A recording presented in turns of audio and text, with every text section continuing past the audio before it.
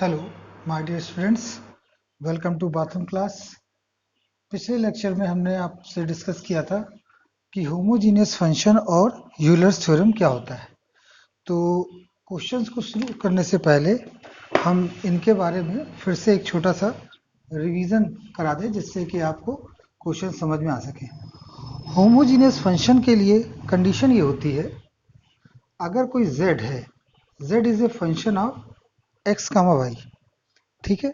और इस फंक्शन को हम होमोजीनियस बोलेंगे, तब बोलेंगे जब f lambda x comma lambda y is equal to lambda to the power n और f x कामा y हो जाए, जहां n कहलाएगा डिग्री, यहाँ n कहलाएगा degree of function, degree of function. मतलब कि अगर कोई आपका एक z फंक्शन है और z is equal to f x comma y, तो z function degree of n तब कहलाएगा और होमोजीनियस तब कहलाएगा जब वो इस कंडीशन को सेटिस्फाई करेगा। सेकंड, यूलर्स थ्योरम के बारे में हमने आपको बताया। यूलर्स थ्योरम ये कहती है कि अगर कोई फंक्शन, जैसे ये हमने लिखा एफ एक्स कामा वाई, ये एक होमोजीनियस है। अगर कोई फंक्शन होमोजीनियस है, देन तब हम लिख सकते हैं x del Z upon del x plus Y del Z upon del y equal to n z, ये हम लिख सकते हैं। तो ये बस यही है कि अगर आपको यूलर्स थ्योरम प्रूव करना हो तो आप ये लिखेंगे, लेकिन उससे पहले क्वेश्चन में आपको दिखाना पड़ेगा कि जो फंक्शन है वो हमारा कैसा है, वो फंक्शन एक होमोजीनियस फंक्शन है। तो आइए इस पर बेस्ड एक क्वेश्चन करते हैं, और जिससे कि आपको ये और अच्छी तरह से क्लियरफाई हो सके। तो क्वेश्चन में यहाँ लिखा है, verify Euler's theorem for z is equal to x Y upon x plus y, ये है z is equal to upon x. तो यूलर्स थ्योरम को वेरीफाई करने के लिए दो कंडीशन मस्ट हैं। सबसे पहली, फंक्शन कैसा होना चाहिए, function must be homogeneous.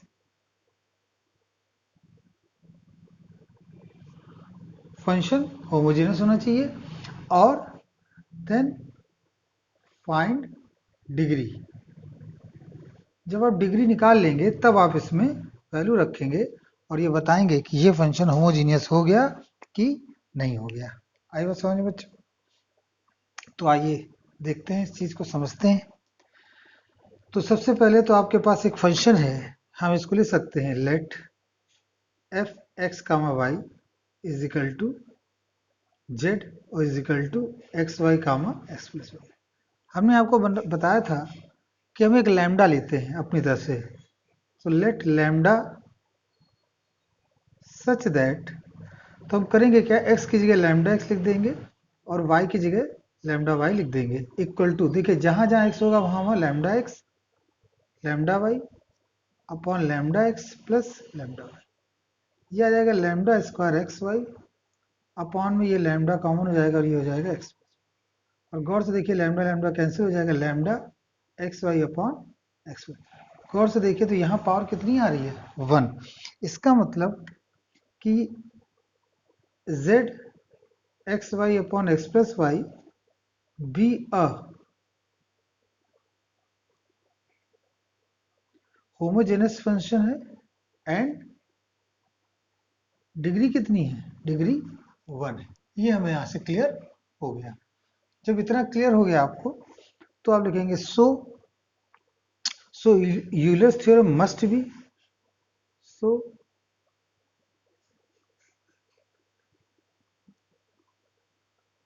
Must be, क्या होगा मस्ट बी, तो उसमें हम जानते हैं ये होना चाहिए x del Z upon del Y plus Y del Z upon, sorry यहाँ पे होगा del Z upon del X, जाएगा del Y is equal to N, N तो यहाँ 1 है, जेड तो यहाँ पे कितना है 1, तो हम इसको लिख सकते हैं जेड। ये हम वेरीफाई कर देंगे तो यूलर थ्योरम वेरीफाई हो जाएगी।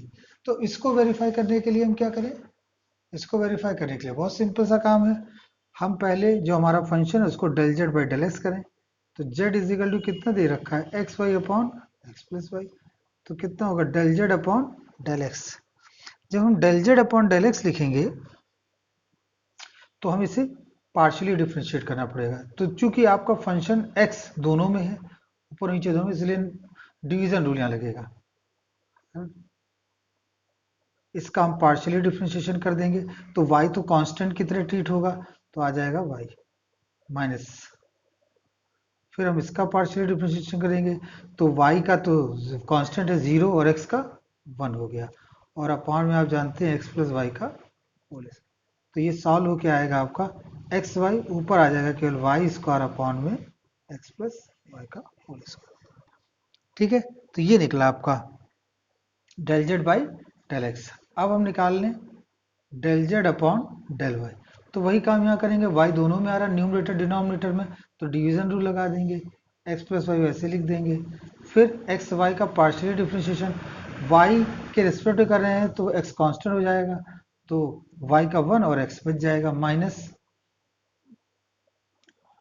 और यहां करेंगे ये 1 आ जाएगा, अपॉन में क्या लिखेंगे x प्लस वाई का। अब देखिए इसको सॉल्व कर लेंगे तो ये आ जाएगा x square upon x plus y का। तो इस प्रकार से ये दो आपको प्राप्त हो गए। अब इन दोनों की मदद से हम अपने क्वेश्चन को सॉल्व कर लेंगे। अब हम क्वेश्चन लिखेंगे लेफ्ट हैंड साइड, इसके लेफ्ट हैंड साइड में x लिखा, del z by del x ये था, तो y square upon x plus y का होल स्क्वायर, और प्लस का साइन लगाया, y लिखा, और फिर ये लिख दिया x square upon x plus y का होल स्क्वायर। अब देखिए कॉमन कितना हो रहा है, x और y, और नीचे से कॉमन हो रहा है, नीचे मतलब न्यूमरेटर से कॉमन हो रहा है इतना, तो यहाँ केवल y बचेगा और यहाँ केवल x। एक पावर इसके साथ पूरी पूरी कट जाएगी, तो ये आया एक्स वाई अपॉन में कितना लिखें बच्चों, x प्लस वाई, और यही गौर से देखिए क्या है आपका z है, और यही आपका राइट हैंड। तो ये यूलर्स थ्योरम आपकी प्रूफ होगा। तो यूलर्स थ्योरम प्रूफ करने का बड़ा आसान तरीका होता है। सबसे पहले तो आप उसके होमोजीनियस फंक्शन को क्लियर करिए और उसकी डिग्री निकाल लीजिए, फिर आप लिख दीजिए कि यूलर्स थ्योरम इसके अकॉर्डिंग ये होगा जो हमने लिख रहे हैं, और फिर उसके पश्चात आप उसे सॉल्व। आई होप ये क्वेश्चन आपको क्लियर हुआ होगा। इसके नेक्स्ट वीडियो में हम दूसरे इंपॉर्टेंट क्वेश्चन को देखेंगे। So thank you very much.